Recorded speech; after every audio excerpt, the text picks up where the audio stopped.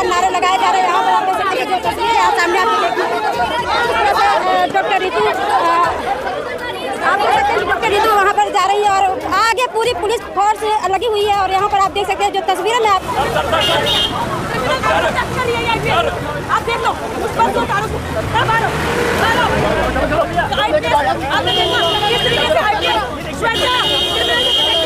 हमारी बात के लिए किस तरीके से हमारे लिए छावनी बनाई है, रुकने वाले नहीं है तुम्हारी बात को।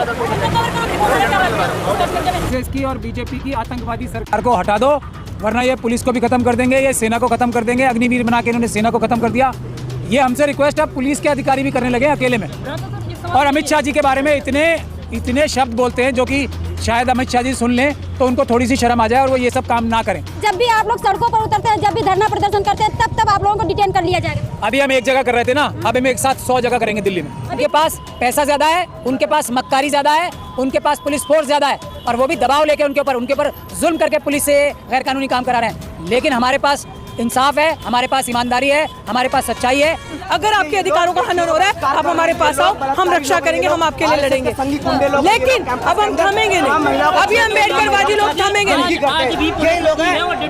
कोई बात नहीं, कोई डिटेन नहीं कर सकती।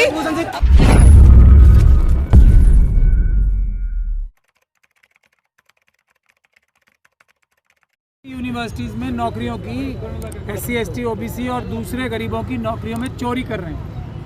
अब अगर चोर पकड़ने देश की जनता आ रही है तो उससे छुपेंगे कि नहीं छुपेंगे चोर? तो उसके लिए अमित शाह जी दिल्ली पुलिस का इस्तेमाल कर रहे हैं। जैसा आप देख रहे हैं, ये काम पुलिस का नहीं है। हमें पुलिस के अधिकारी अब अकेले में मिलते हैं तो रोते रोते बताते हैं कि सर प्लीज़ SS की और बीजेपी की आतंकवादी सरकार को हटा दो, वरना ये पुलिस को भी खत्म कर देंगे, ये सेना को खत्म कर देंगे। अग्निवीर बना के इन्होंने सेना को खत्म कर दिया। ये हमसे रिक्वेस्ट है, पुलिस के अधिकारी भी करने लगे अकेले में। और अमित शाह जी के बारे में इतने शब्द बोलते हैं जो कि शायद अमित शाह जी सुन लें तो उनको थोड़ी सी शर्म आ जाए और वो ये सब काम ना करें। तो आज भी पूरी दिल्ली पुलिस पूरी दिल्ली में एक काम पे लगा रखी है बस, कि जो भी व्यक्ति जय भीम बोलता मिल जाए उसको पकड़ लो। कोई भी व्यक्ति अगर ये कहता मिल जाए कि हम डॉक्टर रितु के प्रोटेस्ट में जा रहे हैं या उस तरफ बढ़ता हुआ मिल जाए तो उसको पकड़ के जेलों में ठूस रहे हैं। तो इससे क्यों ये आंदोलन रुकेगा नहीं और बढ़ेगा। इसके बाद अब पूरी दिल्ली में होगा, पूरे देश में होगा। अब अगर आज ये इन्होंने कोर्ट की अवमानना की है ना, जो जनता की सबसे बड़ी अदालत है उसकी अवमानना कर रहे थे, उसकी आदेशों का उल्लंघन कर रहे थे, आज उन्होंने दिल्ली हाई कोर्ट के आदेश का भी अवमानना कर दी। ये है RSS और बीजेपी। अब आपको कोर्ट का दुहाई देते हैं, सब चीज़ों की दुहाई देते हैं। गए थे कोर्ट ये, लेकिन कोर्ट ने इन्हें एक तरीके से धक्के देके निकाल दिया और ये कह दिया कि ना तो डॉक्टर रितु का प्रोटेस्ट पे हम स्टे लगाएंगे, ना ये तुम्हारी बात मानेंगे कि 100 मीटर के अंदर इन्हें मत जाने दो, ना ये मानेंगे कि इनके साथ भी बहुत सख्त कार्रवाई करने की इजाज़त पुलिस को देंगे। ये सब रिक्वेस्ट लेके गए थे कि डॉक्टर रितु के प्रदर्शनकारियों पे बहुत सख्त हमें एक्शन लेने की इजाज़त दो। कोर्ट ने मना कर दिया। इसका मतलब क्या हुआ? कोर्ट ये समझ रहा है कि किसानों पे जिस तरीके से अटैक हो रहे हैं, गोलियों से, लाठियों से, आंसू गैस से, स्टन गन से, पैलेट गन से, वो यहाँ भी कर सकते हैं। इसीलिए कोर्ट ने बिल्कुल मना कर दिया था। ये जो निवेदन था उनका, ये प्रेयर भी मना कर दी थी। लेकिन उसके बावजूद भी जो आतंक मचा रखा है, ये दिल्ली पुलिस अपराध कर रही है। अब तो खैर वो दिल्ली पुलिस के अफसर हमसे रो के यही कहते हैं, सर हम क्या करें, आप हमारी नौकरी ले लोगे हमारे खिलाफ FIR करा के, ये बोलते हैं। उधर अमित शाह जी हमारी नौकरी एडमिनिस्ट्रेटिव इंक्वायरी करके ले लेंगे तो हम क्या करें। अब ये माहौल बन चुका है। लेकिन मुझे लग रहा है अब जो ईमानदार पुलिस ऑफिसर हैं वो धीरे धीरे करके ये जो गैर कानूनी क्रिमिनल ऑर्डर्स हैं अमित शाह जी के, मानना बंद कर देंगे। क्योंकि ये पुलिसिंग के ऑर्डर नहीं है, ये लूटमारी करने के ऑर्डर्स दिए जा रहे हैं। जो लोग अपनी आर्टिकल 19 का प्रयोग करके RSS और बीजेपी की सरकारों की चोरियां और डकैतियां पकड़वा रहे हैं, चाहे किसान हो, चाहे ये स्टूडेंट्स हो, टीचर्स हो जो आज यहाँ डॉक्टर रितु के साथ प्रोटेस्ट कर रहे हैं, चाहे हम सब लोग किसान, स्टूडेंट्स, टीचर्स, डॉक्टर रितु, हम सब लोग जो EVM की लड़ाई लड़ रहे हैं, EVM को हटाने की, उनको भी जिस तरीके से बदमाशीपूर्ण रवैये से क्रिमिनल एक्शन ले लेके धक्के दे के निकाला जा रहा है, ये ज़्यादा दिन अब चलने वाला नहीं है। अब ये दिल्ली के कोने कोने में आंदोलन होगा।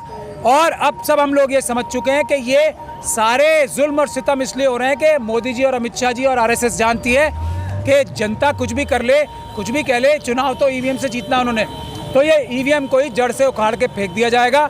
हम दिल्ली के कोने कोने में जाके अब सब लोग मिलके यही काम करेंगे, यहाँ भी प्रोटेस्ट करेंगे और दिल्ली के कोने कोने में जाके, देश के कोने कोने में जाके ईवीएम को उखाड़ फेंकने का कार्य। लेकिन सर जब भी आप लोग सड़कों पर उतरते हैं, जब भी धरना प्रदर्शन करते हैं, तब आप लोगों को डिटेन कर लिया जाएगा। अभी हम एक जगह कर रहे थे ना, अब हम एक साथ 100 जगह करेंगे दिल्ली में। अभी कल भी आप लोग ईवीएम के खिलाफ जंतर मंतर से डिटेन। वो हमें मजबूर ना करें, हमारे पास अमित शाह जी आरएसएस और नरेंद्र मोदी जी से ज़्यादा दिमाग है।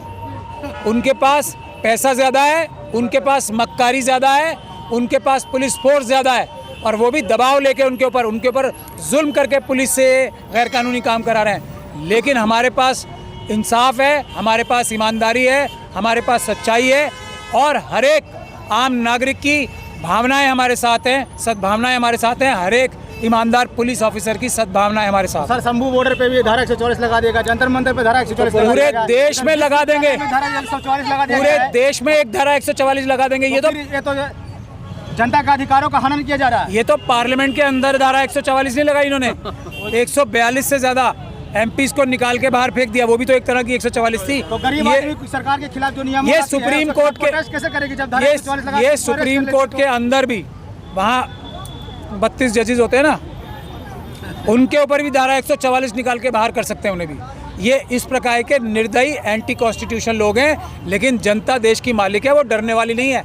अब हमने आपको बता दिया, अब हम 50 और 100 जगह एक साथ प्रोटेस्ट किया करेंगे। अब रोके हमें अमित शाह जी, दिमाग लगाना शुरू कर दो आप। बुराड़ी पहुंचे सभी, सब बुराड़ी। अब हम अनाउंस करेंगे प्रेस कॉन्फ्रेंस करके, अब 50 जगह एक साथ बुराड़ी। अभी हमारे साथियों को बुराड़ी, अभी हमारे साथियों को बुराड़ी थाने ले गए, नरेला थाने ले गए और पता नहीं दिल्ली के किस किस थानों में ले गए, बवाना ले गए। हम सब जगह जाके उनको कानूनी मदद भी देंगे और उनके खिलाफ, जिन अमित शाह जी के खिलाफ एफआईआर भी दर्ज कराएंगे। ये है आरएसएस और बीजेपी।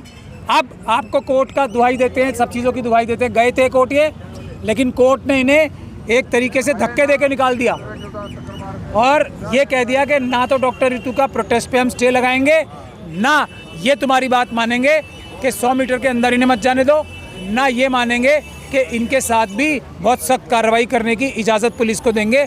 ये सब रिक्वेस्ट लेके गए थे कि डॉक्टर ऋतु के प्रदर्शनकारियों पे बहुत सख्त हमें एक्शन लेने की इजाज़त दो। कोर्ट ने मना कर दिया। इसका मतलब क्या हुआ? कोर्ट ये समझ रहा है कि किसानों पे जिस तरीके से अटैक हो रहे हैं, गोलियों से, लाठियों से, आंसू गैस से, स्टन गन से, पैलेट गन से, वो यहाँ भी कर सकते हैं। इसीलिए कोर्ट ने बिल्कुल मना कर दिया था। ये जो निवेदन था उनका, ये प्रेयर भी मना कर दी थी, लेकिन उसके बावजूद भी जो आतंक मचा रखा है, ये दिल्ली पुलिस अपराध कर रही है। अब तो खैर वो दिल्ली पुलिस के अफसर हमसे रो के यही कहते हैं, सर हम क्या करें, आप हमारी नौकरी ले लोगे हमारे खिलाफ एफआईआर करा के, ये बोलते हैं। उधर अमित शाह जी हमारी नौकरी एडमिनिस्ट्रेटिव इंक्वायरी